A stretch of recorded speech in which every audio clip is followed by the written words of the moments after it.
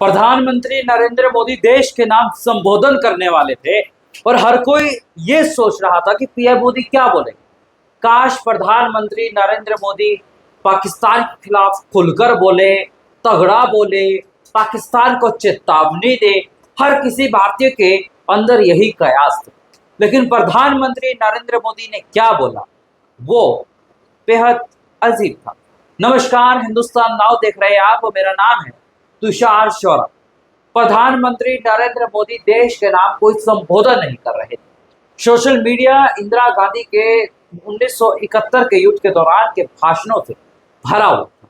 BJP समर्थक भी प्रधानमंत्री नरेंद्र मोदी की इंदिरा गांधी से तुलना कर पीएम मोदी की आलोचना करते हुए दिखाई दे रहे, जिसके बाद प्रधानमंत्री नरेंद्र मोदी विवश होकर, यानी कि प्रधानमंत्री नरेंद्र मोदी मजबूर होकर मीडिया के सामने आ गए। और प्रधानमंत्री नरेंद्र मोदी क्या बोलते हैं, वही रटी रूटी बातें जो भारत का मोदी मीडिया बोल रहा था, वही पीएम मोदी आकर टीपी से पढ़कर चले गए। अब देखिए, हैरानी की बात है कि मैं जब आपके सामने वीडियो बना रहा हूं, मैं खुद बिना किसी टीपी टेलीप्रॉम्प्टर के बना रहा हूं, और प्रधानमंत्री देश के नाम संबोधन करते हैं तो टेलीप्रॉम्प्टर को पढ़कर करते हैं।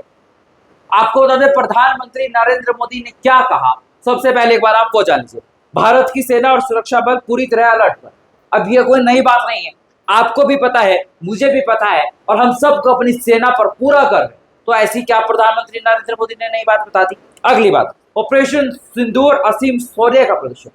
तो भैया हम क्या कह रहे हैं, हमने कब कहा कि ऑपरेशन सिंदूर जो है वो भारत का अपमान कर रहा, भारत का शौर्य बना है ऑपरेशन सिंदूर। और उन आतंकियों को हम लगातार पूछ रहे हैं, पूछता है हिंदुस्तान, हमला करने वाले 4 आतंकी कहां है। उसको लेकर कोई भी सवाल का जवाब सरकार की तरफ से नहीं दिया जा रहा। प्रधानमंत्री नरेंद्र मोदी ने संबोधन देश के नाम दिया तो कहा कि 100 आतंकी मारे गए, लेकिन पीएम मोदी से कोई पूछे, वो 4 आतंकी जिन्होंने दरिंदगी की, हिंदुओं को चुन चुन कर मारा, गोली मारी, हिंदू पुरुषों को और महिला को कहते हैं जाकर अपने प्रधानमंत्री से बता दो। जब देश का प्रधानमंत्री ही नकारा हो, निकम्मा हो, यूएस के इशारों पर कुत्ते की पूंछ की तरह चलता हो, तो देश की हालत ऐसी होती ही रहेगी। जी हाँ, बिल्कुल। प्रधानमंत्री नरेंद्र मोदी से सवाल है, वो आतंकी जो हिंदुस्तान में है, वो कश्मीर में है, वो अब कहाँ है? क्या उनके ऊपर हमला हुआ? वो आतंकी अभी भी जिंदा है? क्या वो पाकिस्तान चले गए? अगर पाकिस्तान चले गए तो ये सरकार की सबसे बड़ी नाकामी।